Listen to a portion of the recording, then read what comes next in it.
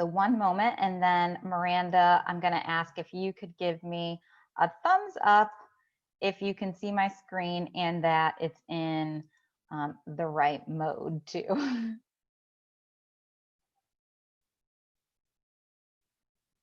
Oh, great.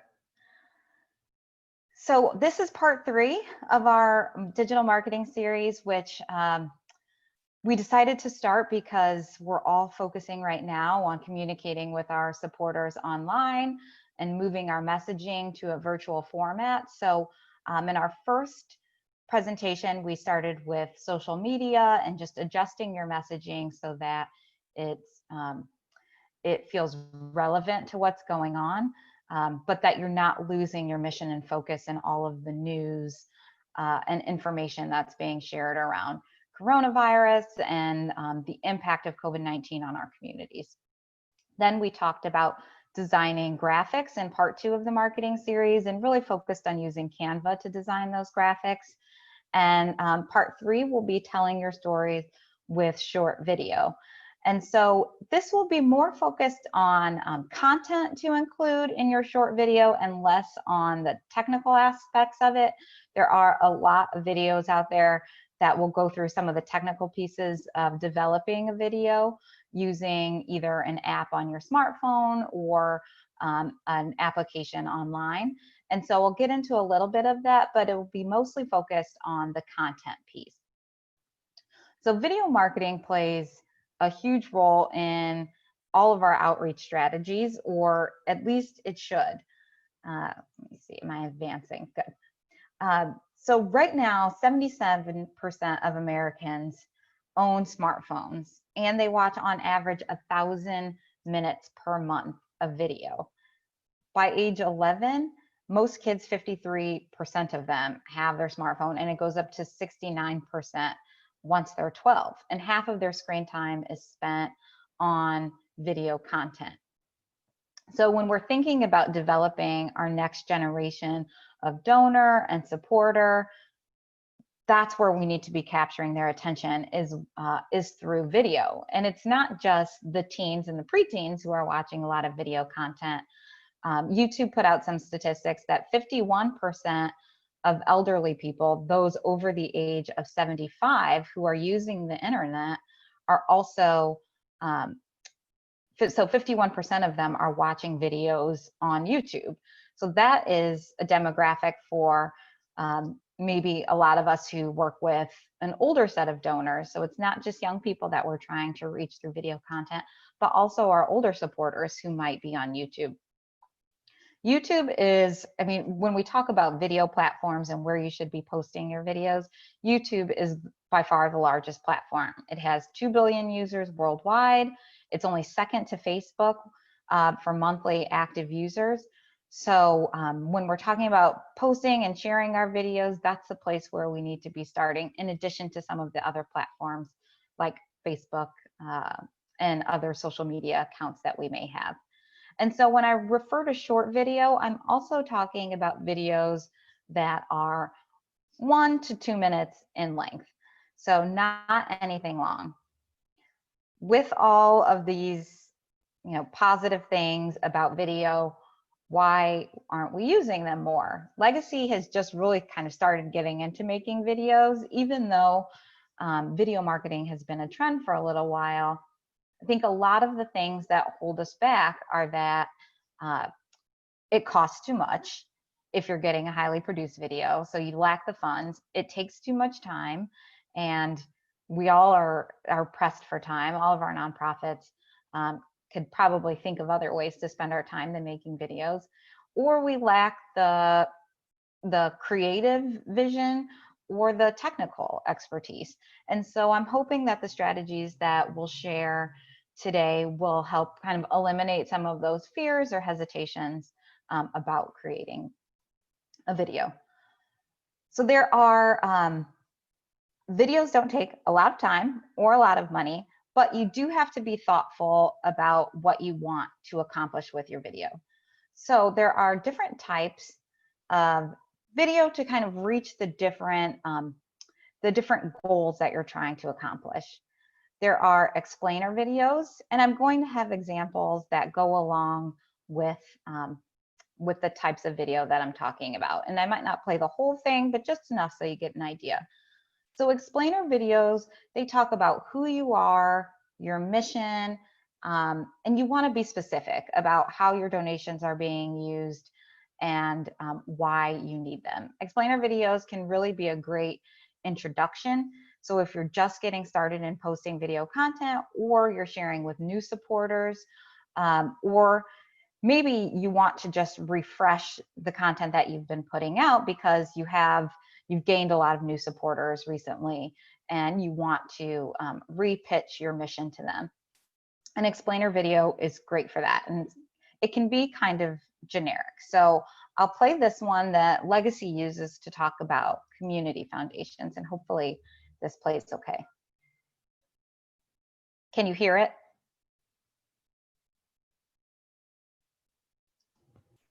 There's no noise. There isn't. Okay.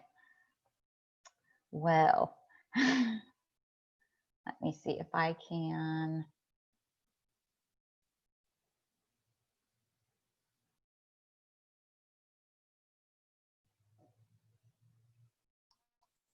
Try this.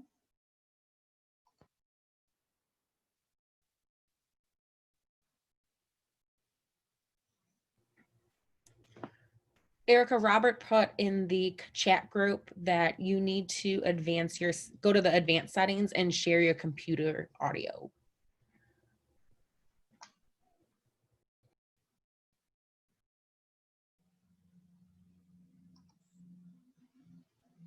How did that,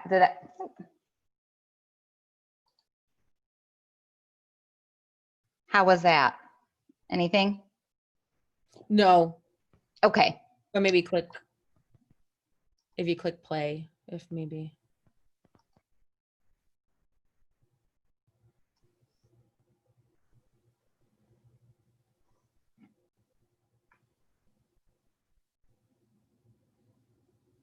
Well, I'll voice over the video so that it'll give you an idea of what it's talking about while you're watching it.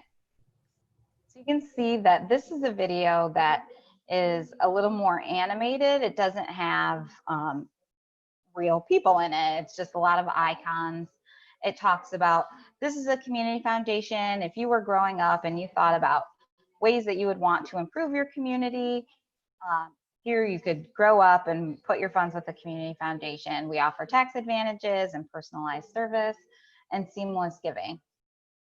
It doesn't have a lot of specific information about our programs or about outreach that you may be doing.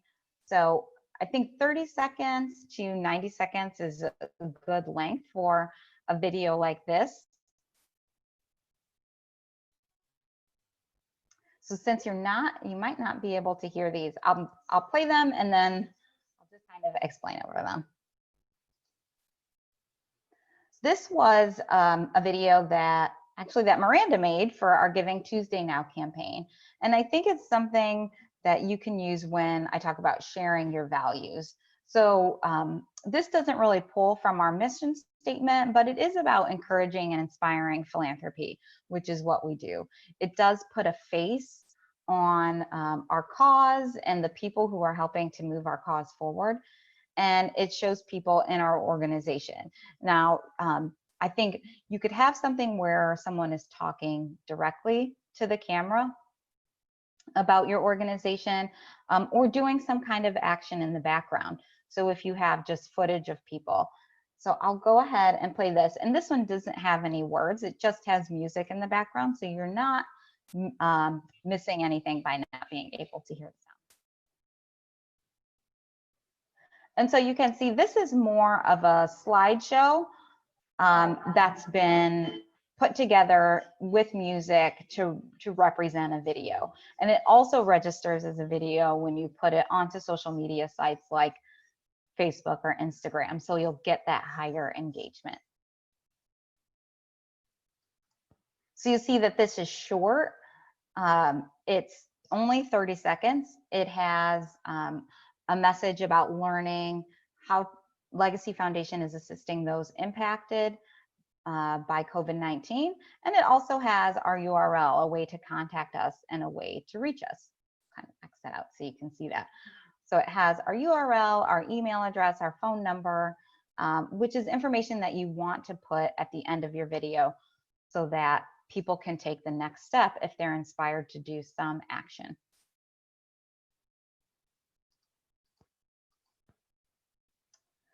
The next type of video, and something that we're probably all very familiar with, is the testimonial video. So again, I'm going to play it just so you kind of get a feel for what the video looks like. They do a mix of that kind of slide with interviews. And so I think it's important you want to introduce who's talking in your video. So you'll see that there are captions that come across the bottom of the screen. And they have a mix of experts. So people in your organization who know the program, talk comfortably about the number of clients that your organization may serve. And then they're also bringing in the people who are served by that program or service. So having a testimonial video lets people hear directly from people who are impacted by your services, and it just adds a bit more credibility to what you're doing and what you're saying. It's one thing to hear from the staff that we're doing great work and our mission is very important and we need to support it. And it's another, it adds just that other level of authority and credibility to hear that someone who received your service felt that their life was changed for the better. And so that's really the point of a testimonial video, is to help people hear from the clients that you're serving. Another type of video that I think is really engaging for social media specifically is a behind the scenes kind of video that helps your audience see some of maybe the less glamorous things that help our organizations run. So this is from the Catskill Animal Sanctuary. And so they have their animal care director on, and you can see that it has this goat, it's chewing on her jacket, and it's very informal and it's very candid, probably shot on someone's phone. And she's talking about what a morning in the animal sanctuary looks like for her. And so it's just her talking as an expert in what she does, with some clips of what she does just to get animals prepared and taken care of in the morning. So while I did insert this video clip about going behind the scenes, I also think that behind the scenes videos can be great when you're trying to promote an event, or can be great related to an event, because there are lots of things that happen before the actual event that your donors and supporters may not know about. And so you might want to show them that, here is us stuffing the envelopes, here is us getting things ready for the event setup and the breakdown. And so just like going around at events and catching footage of those things, it might be annoying to staff while you're doing it, but they're things that you can use in promotion. So let's say, you're making centerpieces for an upcoming event that you have, and you just get a little bit of footage of staff saying like, hi, here we are making centerpieces for our upcoming event. And then you can use that as a promotional piece to talk about why you should attend. And then again, as a follow-up, you can grab some staff at the end of the event when we're all, just very tired and exhausted. And once you've gone through your breakdown, and say, oh, we had such a great event, thank you for coming, and show clips of your staff kind of just breaking down or maybe joking. And it's a way to kind of humanize all of the prep that goes into the work that you do to put something on that on the front side looks very seamless, but helps your supporters see all the work that you're doing to make things happen.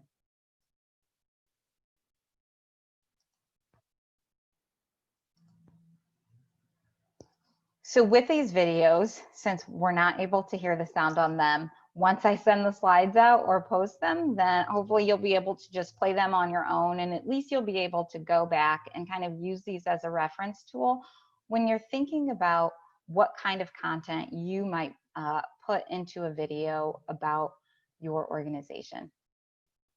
So another type is an interview video.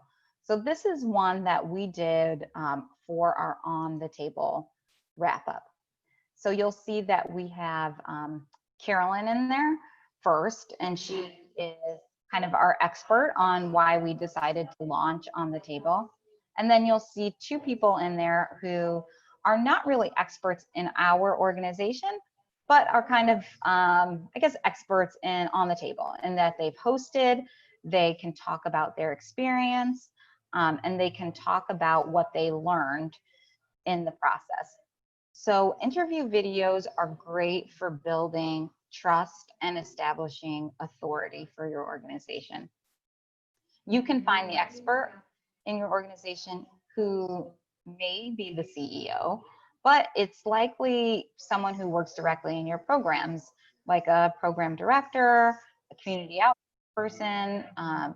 And so they can talk about the process, what they see when a client first comes to the organization, what they see after a client has received services, and what the process is like of delivering those services. And so that really, I think, allows people to get an inside look on the type of expertise that you have. And then, so this is the kind of video that you really don't want to do on the fly. So you don't just want to show up in someone's office and say, hey, can I interview you about something? Give that person time to prep. So if you're going to ask your program director to sit down and do an interview with you for a video, give them a list of the questions that you might want to ask. Allow them time to kind of ruminate on the answers so that they can be thoughtful when it's time to record. And this is something that I think you can post to Facebook so that people can access and they can post questions on it. Or it's a great video opportunity to send out to your donors and supporters so that they can see the experts in your organization talking about what they do best.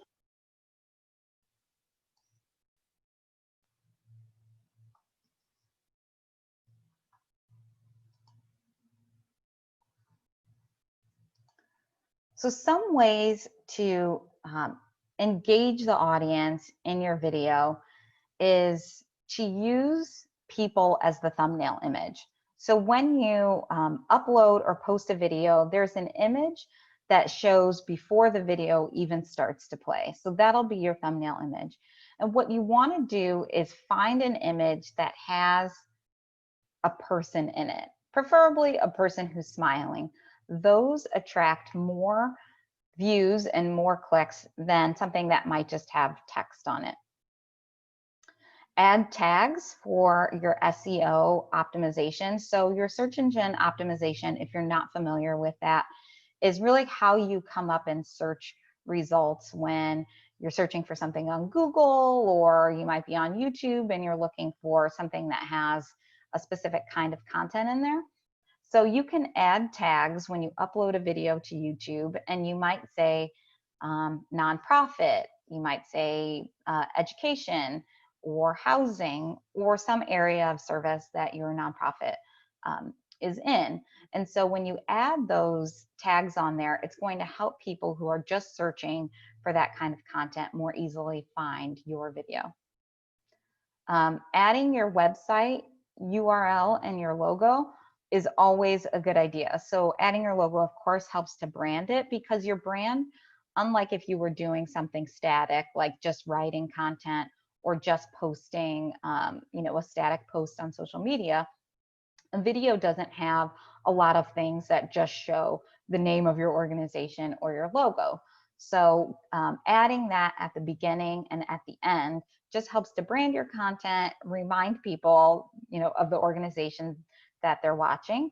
And then adding your URL gives them a place to go to take additional action, whether you're asking them to register for an event or make a donation or donate their expertise or an in-kind gift. So you want to add the place where they can go after they watch the video to take that action. Add a call to action. So this you can do either with text at the end, or you can do with someone in your video by just saying, we need you to donate $25. Here's our goal. We're trying to raise this much.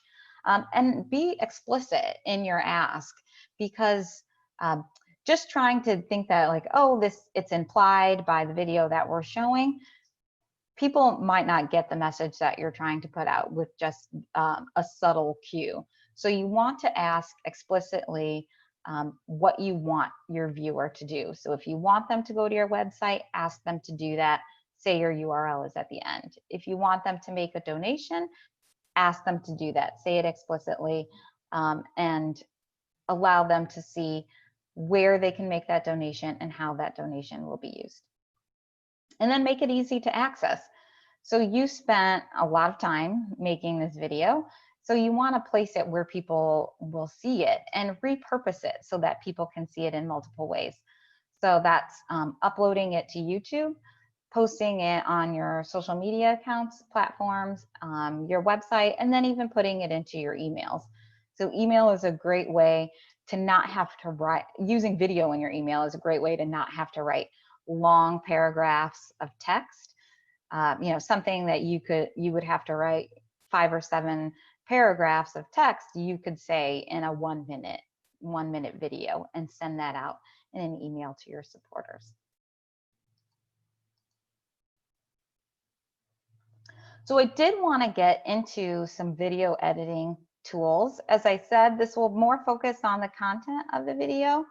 And like I said, I hope that you'll go back to those examples that are in here and reference those as you think about the types of video that you want to create for your organization. But I did want to also offer some tools that I find that have been very easy to use. They offer some really flexible templates and ways that you can easily customize if you just have some raw video footage. So first, of course, is your phone. As I said, 77% of Americans have a smartphone, and it's the easiest way and also the most authentic way for us to capture video. So you can use the Imovie app that I think now comes standard with an iPhone. If you have an older iPhone, you might have to download that. And that's what I use. I'm less familiar with Android apps for video editing. And so if someone at the end of this has a suggestion for an Android app that they use for video editing, I'd appreciate if you would share that. So you can splice and add audio, but I don't think editing your iPhone footage in iPhone is maybe the easiest or offers you the most flexible options. So I'll also offer some other ones, but the link in here is a great how-to video of how to just add or pull your clips of video from your iPhone into the iMovie and splice them, which means that you'll be editing either on the front end or the back end or cutting, a specific portion of the video that you want, and then adding either an audio text or some music to the background of it. I should pause here. Miranda, do we have any questions that I should answer before we get more into the video tools? Not yet. Okay, great, thank you. So Animoto is they have a free version for video editing that you can use.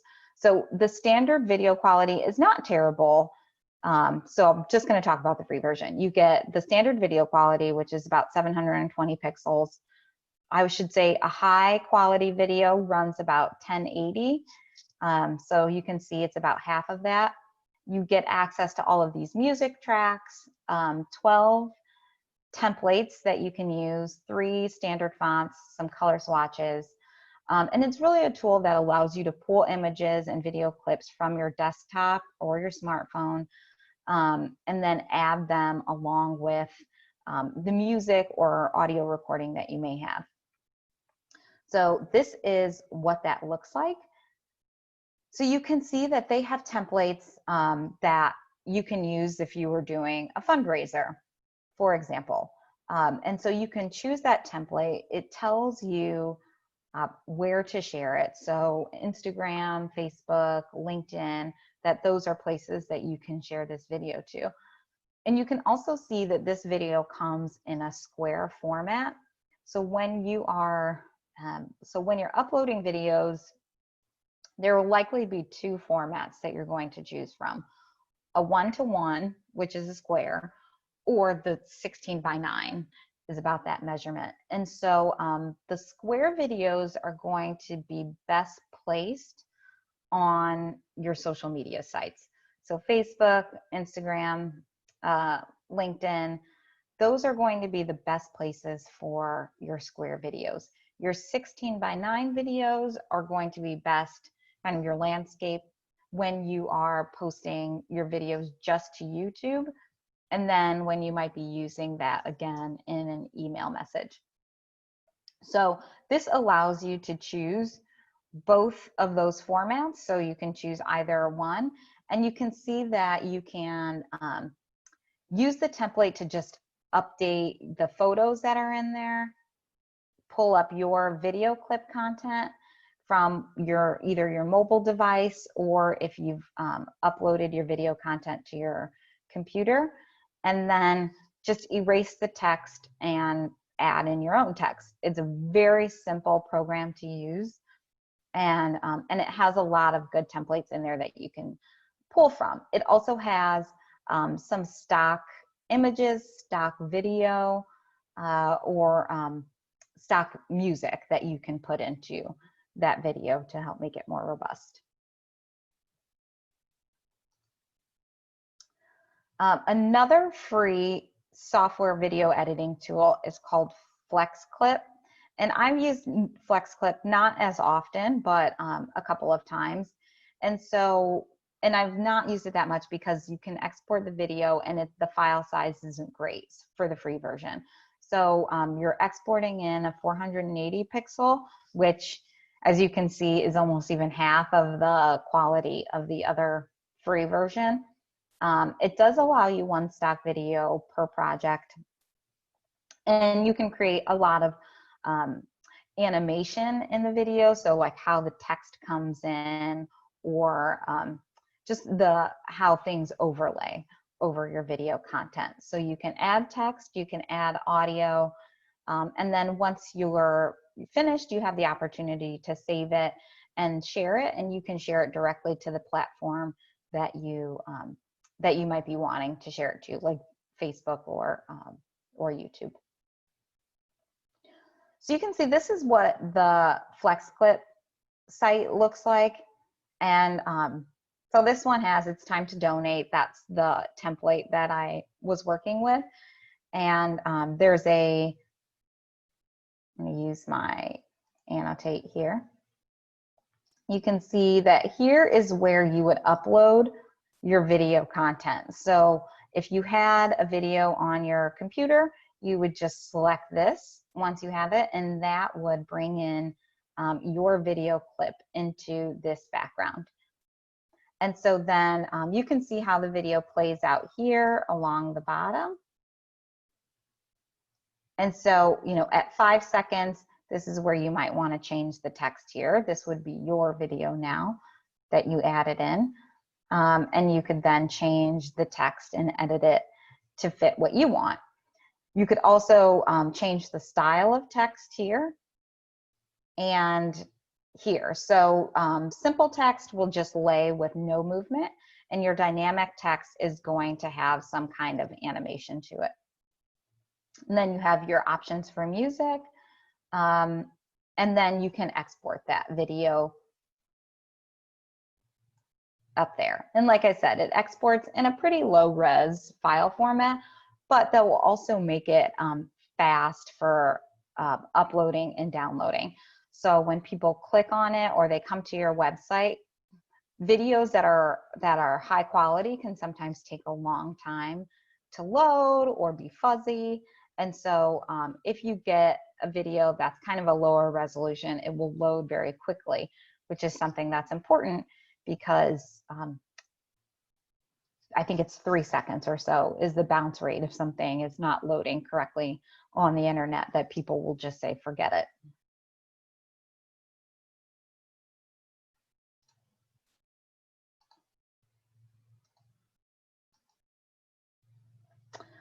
If you didn't know, you could also use PowerPoint for video editing. And so I think that PowerPoint is a great tool if you wanted to do a community update.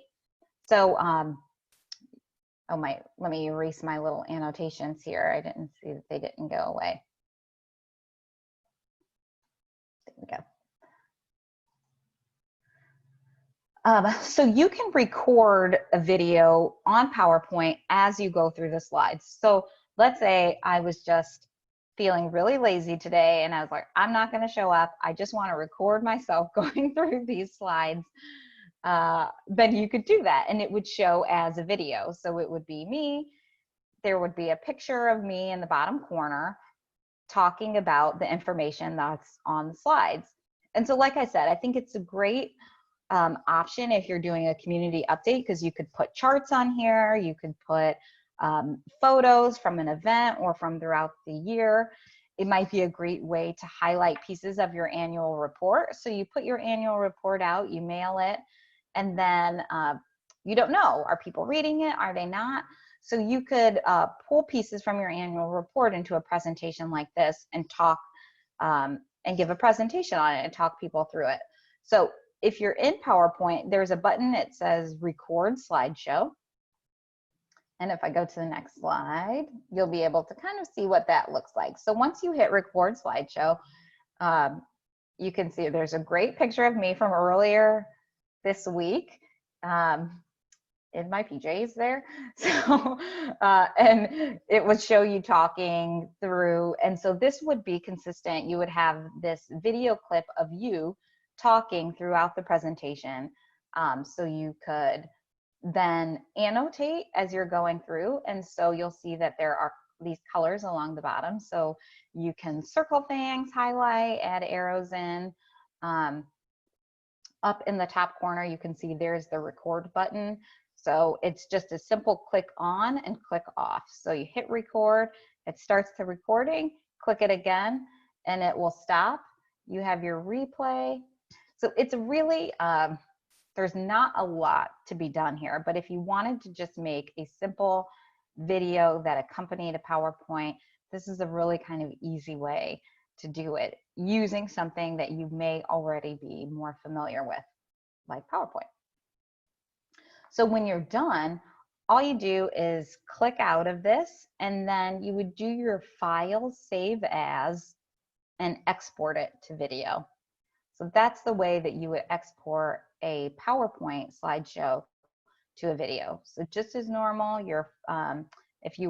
just as if you were saving your PowerPoint as a PowerPoint document, file, save as, and then export it to a video file format. And so then you can upload it to YouTube or social media or any of those other platforms. The best 10 seconds. So the best 10 seconds means you want to put your most engaging content right up front in that first 10 seconds. 1/5 of viewers will click away from a content after 10 seconds of viewing it. So you want it to be engaging enough that you're sparking curiosity so that people continue to watch your video. So just a note about making that, you don't want to spend a lot of time in that first 10 seconds. doing something that, or, you know, you don't want to save the best for the last. You want to put the best right up front. So I did want to ask Miranda to kind of go through some of the steps of how she developed this video. So sorry if I'm giving any of you vertigo here, but I wanted to scroll back to this video here because this was something that Miranda created recently, and she can kind of talk through the steps of how she created this simple video. Yeah, absolutely. So first I would say if you have never created a video before and you just want to highlight some photos, doing a slideshow type video is super easy to do, and it's a great starting place for some people. I used Canva and I used Imovie to create this. If you're not familiar with Canva, luckily our last, as Erica mentioned before, our last webinar was on how to utilize Canva. So you can go to our YouTube page and view that recording. But it was super simple. I used the presentation template in Canva because I wanted a horizontal video. I created my template, and I actually just created each slide in the same design. So I just kept on duplicating my one page, and I would pop in a new photo, change the text to reflect who was in the photo, and to change the text on the left-hand side, but everything else stayed the same with each slide. Once you were done doing that, you just export it as you would any other time in Canva. You would just download it I downloaded it as a PNG. And then I just popped every single video slide into iMovie. I do have a MacBook, so I utilize the desktop version of iMovie, but I will say the iPad and the phone version works just the same. Actually, if you're interested in adding audio and things like that to your slideshow or video, the phone version has way more options than the desktop version. So sometimes I will actually create the video in my iMovie on my desktop, but then I would send it to my phone because it does have a lot more options for audio. I don't know why, but it does. And then you just export it. When you use iMovie, if you never used it, it's literally just a matter of dragging and dropping things. They make it super simple for you to utilize. I'm not familiar, unfortunately, with any of the other programs that Erica has talked about, except for obviously PowerPoint. So I do recommend iMovie if you do have any type of Apple product. It is free. I do know Sharita asked, so at the end, if anyone is familiar with an Android version of iMovie, to please share that, since I have always used Apple products. But it's super easy to utilize. Like I said, I drag and dropped everything, added some audio behind it, played around with the timing a little bit, and then you downloaded it, send it to your YouTube. And I will say, if you do have a video and you have a YouTube account, for Twitter, I use a YouTube account link. So I would upload the video to YouTube and then utilize that YouTube link to share it on Twitter. However, when it comes to Facebook or Instagram, I personally like to upload the video specifically to those platforms instead of using a YouTube link, because those platforms prefer their own type of videos. So you will receive more shares and views and likes with your videos if you upload it directly to your Instagram or Facebook accounts, opposed to using that YouTube link.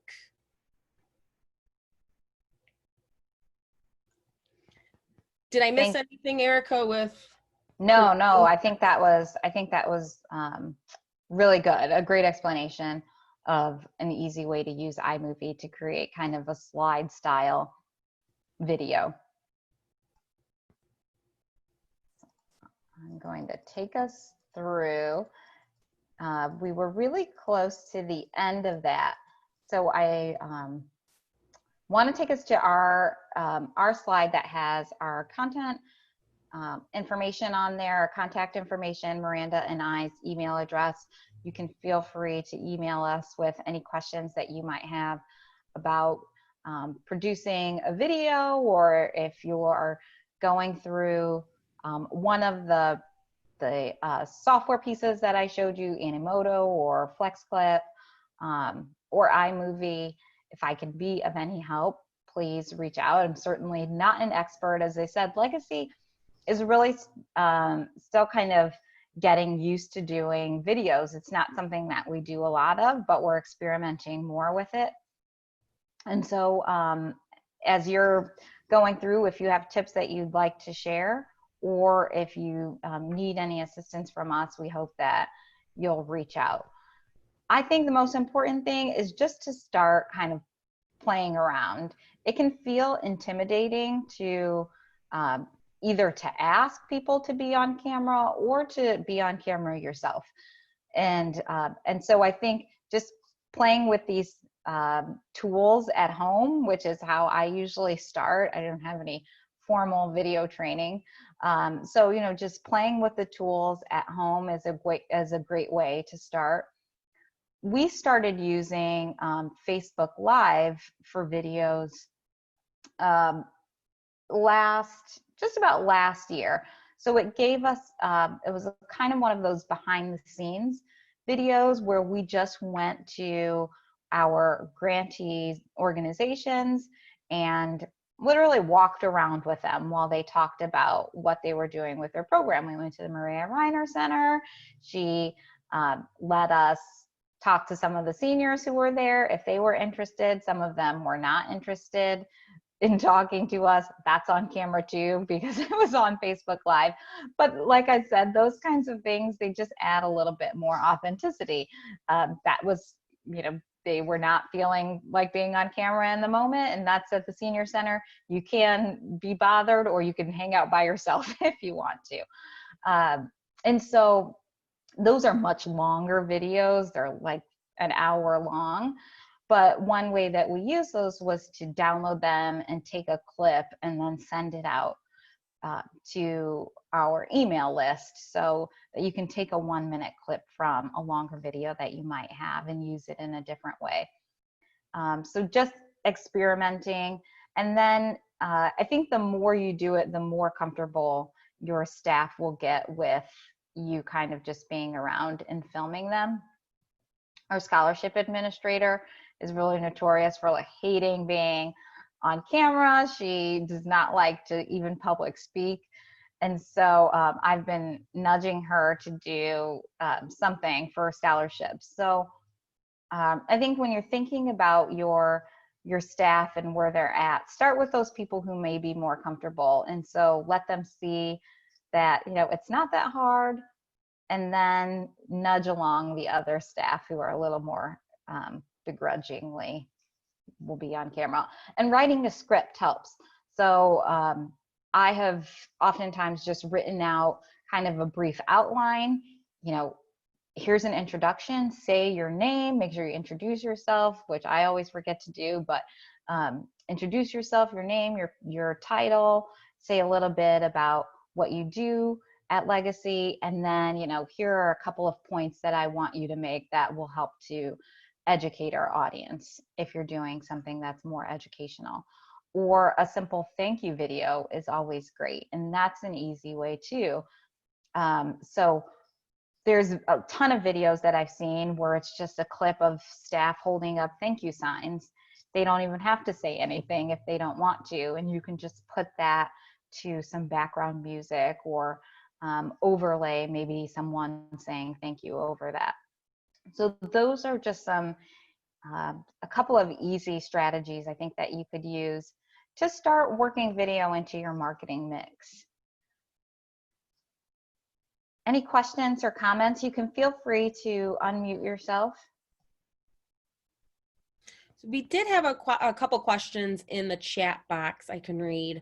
Vernadine asked, so the iPhone is the standard for video work? I don't think it's the standard, but that's just what I have and what I use.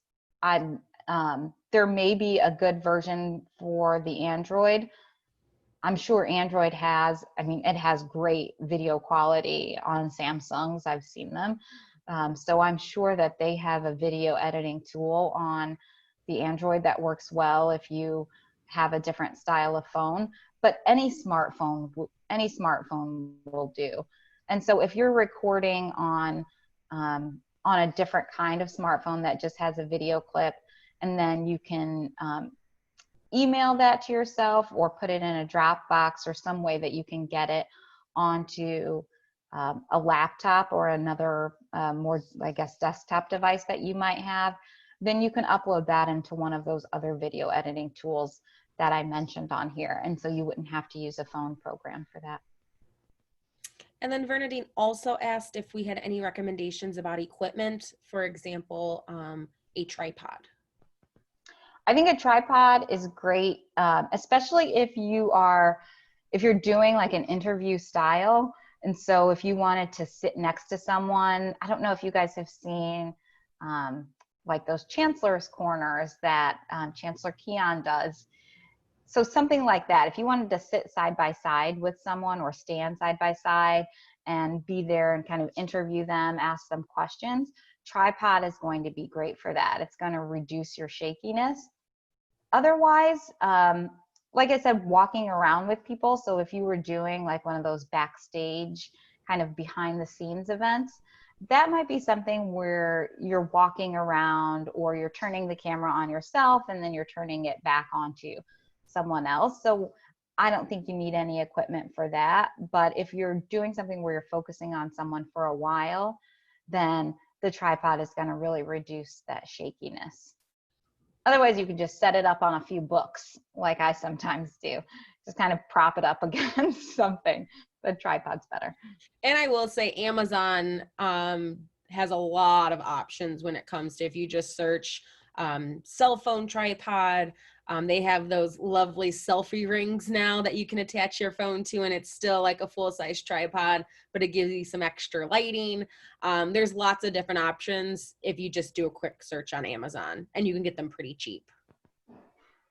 There are, if you wanted to do like the ring lights, so if you're doing something in your office and let's say your office doesn't have a lot of natural light or the lighting kind of looks poor quality, they do have those ring lights that you can get, and those are not very expensive. They run about $30 or so. I only know this, I got one for my wedding because there was like a selfie station there, but they're not very expensive. They provide a good amount of light, and it's something that, like I said, if you're doing something inside in your office, in a church, or somewhere where there's not a lot of natural light coming in, that's a great kind of inexpensive piece of equipment that might add some more to your video. And then we had a question, Erica, if you could go over using slides and videos again and using PowerPoint for that, just to clarify that that is the program that you used for that. Oh yeah. So I'll back this up. With PowerPoint, so you would make your presentation just as you normally would in PowerPoint. So you would create your slides first, and then you would go in and record the video over it. So I probably should have had a video on there so it's not just a weird photo of me, but so your video will travel across all of the slides. So as you click through, there are those arrows you can see on the sides that will click back and forth between your slide presentation. And so then you can narrate over the slides. So it's really more of a two-step process. You would want to create your slideshow presentation and then go in and do the recording after.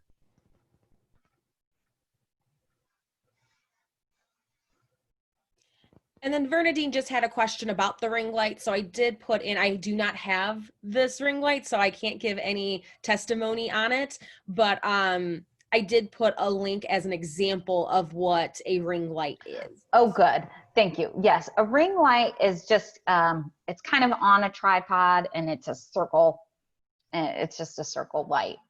And it's supposed to mimic some kind of natural light. Should have described that. And that was all of the questions we have in the chat. If anyone would like to unmute themselves, you do have the ability to do so. Desiree, I see you raising your hand. Hi. Hi. Yes, I've over the past few months, I've had to do videos to send out to students, and I used a combination of my cell phone and my tablet, and they proved to be good. I did use the iMovie. I think on one instance I used my HP computer, and in every instance it came out well. But what I found is, as you mentioned earlier, the shorter the video, I think the more impact it has. And as I was sending these out to children, I think one was 6 minutes, and so I think after that I've kept them down to 2 or 3 minutes. Yeah, that's exactly.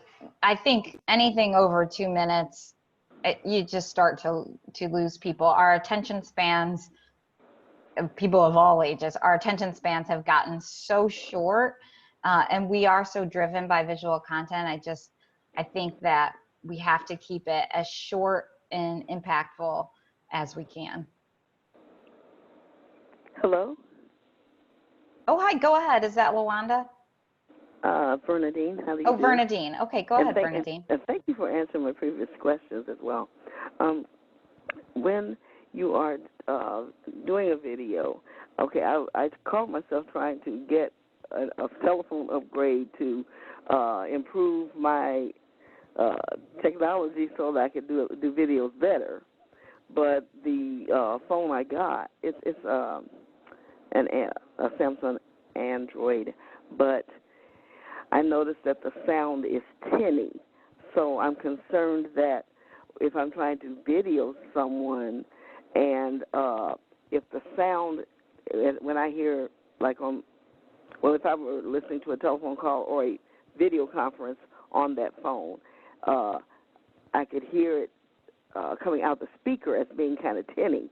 So I'm wondering if it's going to sound tinny as I'm recording, or is the microphone probably so different from, the speaker doesn't really impact the microphone? So I think what you're saying, right, is your audio quality when you play it back is not good. Or are you saying when you're recording, if there's background noise, will it pick it up? Okay, I think you just clarified it for me, because when I'm playing something back, it sounds very tinny. But the internal microphone probably has nothing to do with the audio sound that's coming out. I would think if you've gotten a newer device, it shouldn't. But if you're in an area where there is a lot of background noise, it is going to pick that up. So if you're talking with someone, you're interviewing someone, Yes. then I would try to get them into a quiet room. Even if you want to try to maybe lay the audio over your imagery later on.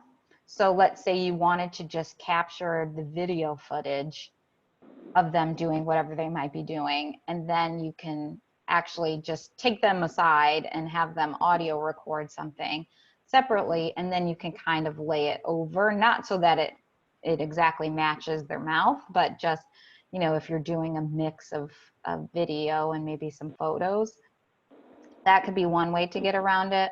Otherwise, if it is kind of one of those one-to-one interviews, I would try to get them into a quiet spot. Okay, so if you could, I know it might be unethical on here, in this format on Zoom, but if you could possibly, the two of you, email me the kinds of iPhones you have, it would certainly help me. Oh, sure. Yeah. I just went out and spent a huge amount of money on something, and now I think I need to, make a change. Well, I'm not going to offer you any cell phone advice. Go with the cell phone that best fits your needs. I would say, yeah, I do. I like the video quality on the iPhone that I have.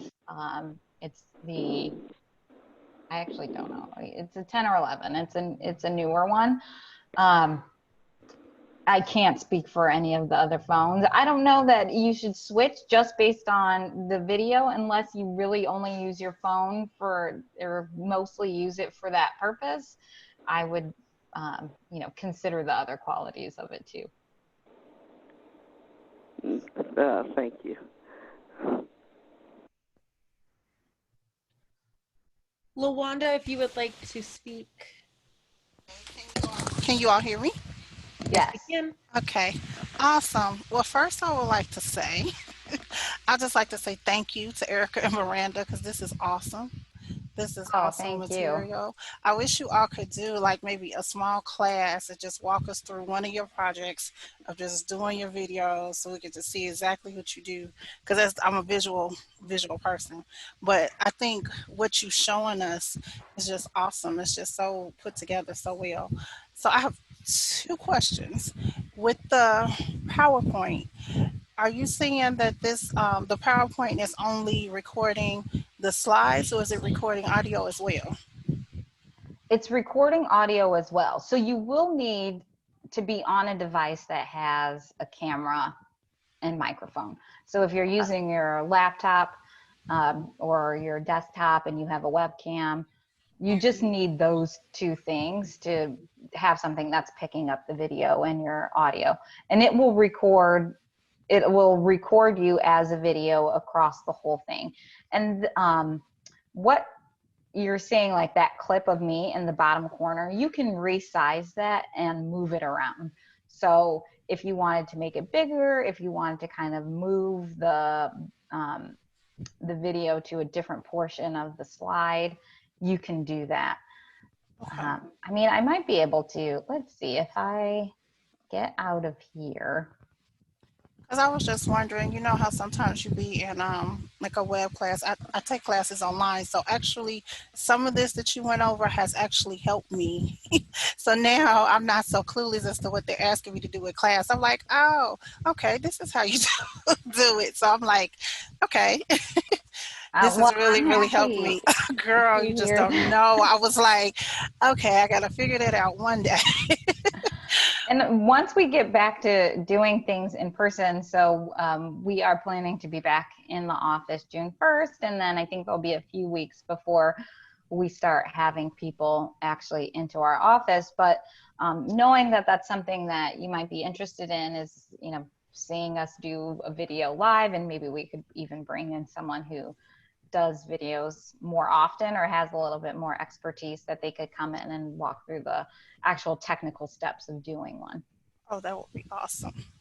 So, okay. And so the other question was about audio, because I know I do like Facebook Live for my pastor, like we record her for the sermons on Sunday. Mm-hmm. So, but we're just using either her, she does have with the iPhones, like the iPad and the iPhone. So I'm actually learning that as well because I always use Android and I love Android because iPhone seems like foreign to me. So I'm learning how to use all the iPad stuff too. But that's what we record her on.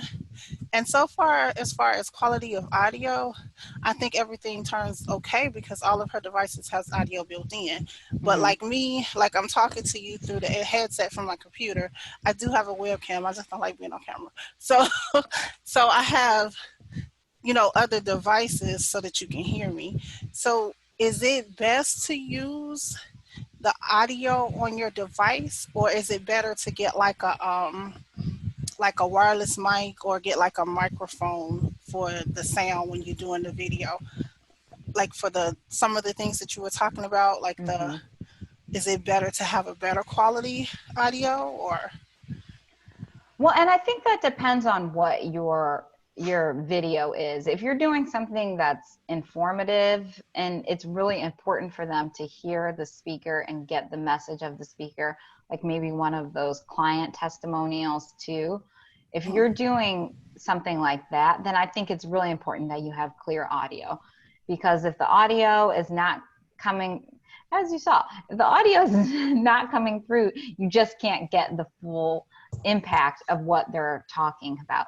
So I mean, if your device itself isn't picking up the audio clearly, then you might want to look at investing in an attachment or something like that. It's not something that I've had to use. I think videos that we've done in office that have just used whatever, you know, audio hookup comes on our phone has been fine for us. Okay. But if you're, like I said, if you're doing something like a client testimonial or something where it's really important that you hear the message that that person is saying clearly so that it's more impactful, you might want to invest in that, especially if you do it regularly. Yeah, I guess it's going to be trial and error because the messages that she does with the, like I said, the iPhone products, they seem to be fine. But I know like my phone is Android. So, and then some of the videos that you just showed us is some things that I was looking into doing. So like when we're doing different giveaways where I can walk around and maybe talk to different people and formulate it to a video to put on YouTube. So I just wanted to make sure I won't know how it's going to be until after it's done. So I guess that would tell me. Yeah, and it's hard at events, you're right, because there's a lot going on. There are a lot of people around. Like I said, if you can pull them off to the side, either I like doing that kind of stuff either at the beginning of the event, like maybe before it starts, especially if you're doing something with staff, or if you ask someone to just show up 15, 20 minutes early before the event starts. That way you can get them kind of alone or in a quiet moment before they get, you know, into the shuffle of things. It's harder to get people at the end of an event. It's easier to get them at the beginning. So maybe just asking them to show up, you know, 10, 15 minutes early. Okay. Okay. Sounds good. Thank you. You're welcome. We did have a few comments in the chat, not necessarily questions, but some recommendations from others. We did have one that says, if you do not have a tripod, it's always a good idea when taking a photo or video on your phone to think of your elbows being glued to your sides. That helps keep movement and blur down. That's a good recommendation. Also, Robert put in the chat his recommendation for a webcam. It's a Logitech. Also, he recommends Apple earbuds. They work well with a microphone. And then Paul put in the chat, if you are interested in getting a lapel microphone, he did put a link to an Amazon link. And then Megan recommends doing a sound check before you start filming so you can see how it's going to sound before you start filming the entire thing. You don't want to do a 15-minute interview with a client and then find out you can't use it because the sound didn't sound right. I also recommend, same thing for lighting. Every room has different lighting. So if you're going to be taking photos or you are going to be doing a video, take a quick 5-second video where you're going to be shooting at just to make sure that the lighting is going to be all right. Because same thing, you don't want to have to stop midway through and say, oops, we have to move because the lighting's off. Yeah, and think of your time of day. I mean, when I sat down in this room earlier today, it was lit up and now I feel like I'm in a dark room. But yeah, so think about, you know, if you're going and you're testing and it's 11 a.m. and you're not doing your video until the evening, you know, think about if you're using natural light, how that might change throughout the day. But yeah, when you can test, if you can test your lighting or you can test your audio, always a good habit to have. Sometimes you can't, you just go with it, especially if you're trying to capture more live video. But when you can, it's best practice. Erica? Is this Sharita? Yes, hi. Hi. Bad hair day, so I thought I'd stay off camera. Are you planning any other, I know that these are the only 3 that have been in this series, but they have been incredibly helpful to me.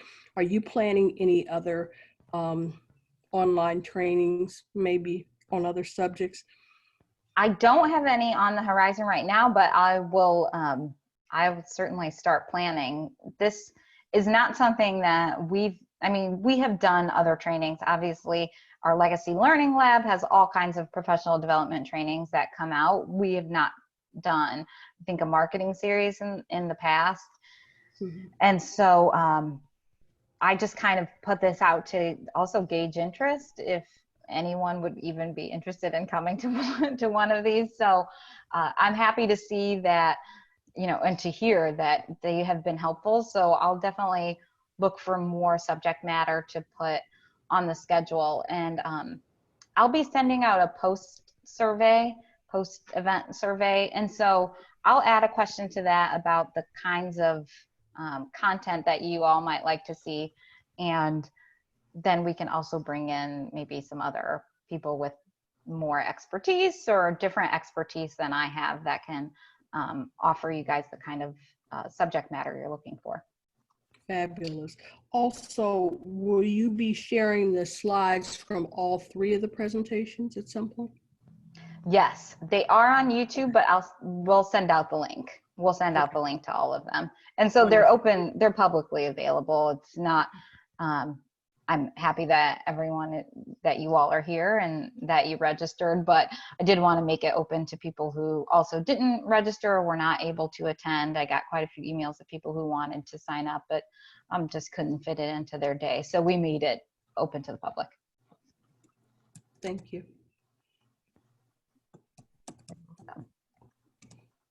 So we are almost 10 minutes past the hour. If you have to hop off, feel free to do that. I don't know if there were any more questions.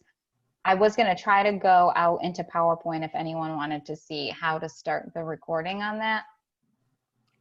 I would love that if you have time. Okay, I do.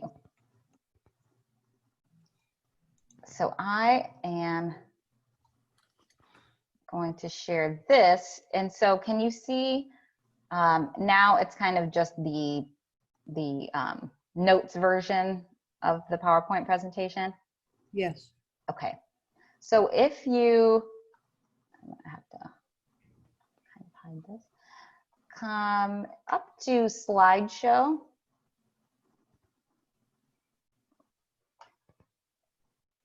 I'm having a little trouble viewing my cursor here.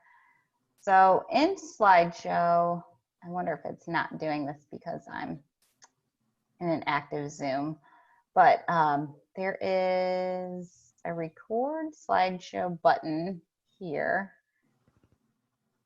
Yeah, I see it. Yeah, but it's not letting me, it's kind of grayed out right now. That's fine, but I mean, I at least see it, so I know what you're talking about. Yeah, so when you're here and you go into Slideshow and you already have your slides done, if you hit record, then you'll see that the view that's in this presentation. And then once you start recording, you'll see what I mean in terms of the video and how it shows up. And if you don't like how it's recording, you can stop it and then you can just delete it and start over again. So if you're looking to use PowerPoint for any video. Would you always recommend that there be audio behind a slideshow of a video of any kind,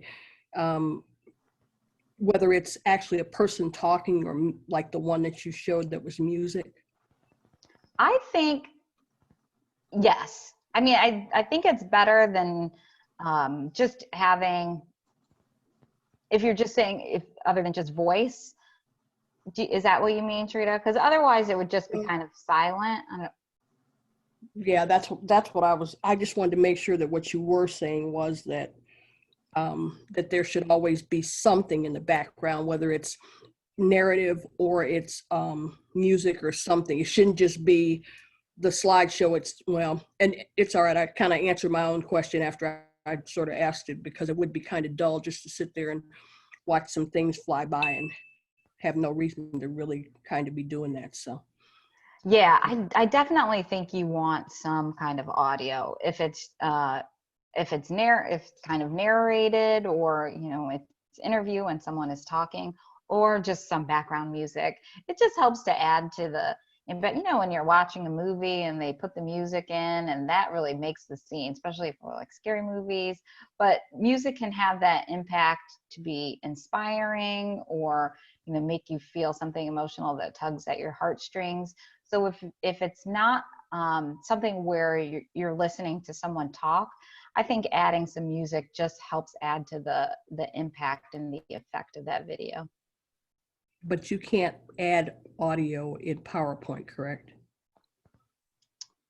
I actually, I don't know. You might be able to add audio in PowerPoint. For PowerPoint, it's recording from your microphone. So it's going to record your voice as you're talking.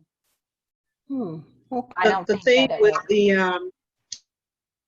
the thing with the PowerPoint, once you begin to add music or overlays or layers to it, it becomes a movie, and then it'll end up in, I know for Apple products, it will be iMovie, but if it might be Microsoft Movie Maker, where you can, if you wanted to, you could put all your slides in Movie Maker and add a layer of sound behind it. But that's what it'll become. Yes, thank you, Desiree. Movie. And similar to what Miranda made with, I think you all are seeing this, with the slide that had just the slides of Legacy Foundation staff and next to words, and it was kind of that, it was like just a series of slides with music behind it. So that is something that if you did want to export your slides out and then as a recording, so you could export them out as a movie and put them into some other program that you could add music to, that would be another way to do that. Correct me if I'm wrong, Miranda. I know you did yours in Canva. That's correct. Yes. And if you want, I can quickly show. So this, can you see my screen? I can. Okay. So I used iMovie, like I mentioned earlier, but I literally just dragged and dropped every single photo. And then I just went to the free audio and selected a song, and I just put it right underneath all of the photos, and now it plays in the background. So you can do that if you download your PowerPoint slide. You can do that if you just have a bunch of photos. But it creates it as two separate things, and then you could play around with fading if you want to get fancy. You can play around with timing if you want one photo to last a little bit longer than the others, things like that. But yes, as Erica said, you can add background noise or music to any of your photos. And this is iMovie? Correct, yes. And it works the same way if you're doing it on a phone or on an iPad. I just have the desktop version because I have a Mac. Okay. But since I have an Android phone and I use a Surface tablet, I won't be able to use that, correct? You won't be able to use this program. That is correct. This is only for Apple products.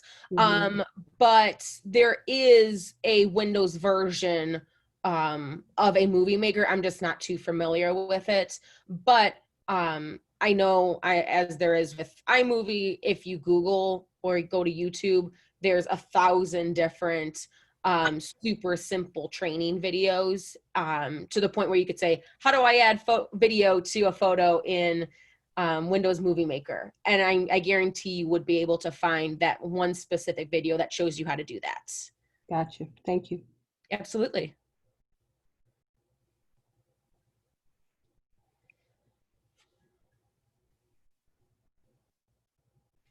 Well, again, I just want to thank you all for showing up for these, and I hope that they were helpful. I will be sending out, as I said, a post-series survey, so your thoughts are appreciated. I will ask about any additional content that you might want to see in the future, and so we can get those scheduled out either by webinar, or hopefully we'll be able to meet in person soon, and we can start doing them that way. But just thanks again. I hope you all are well, Have a great day. Great rest of your week. Thank you. Bye. Bye. Bye.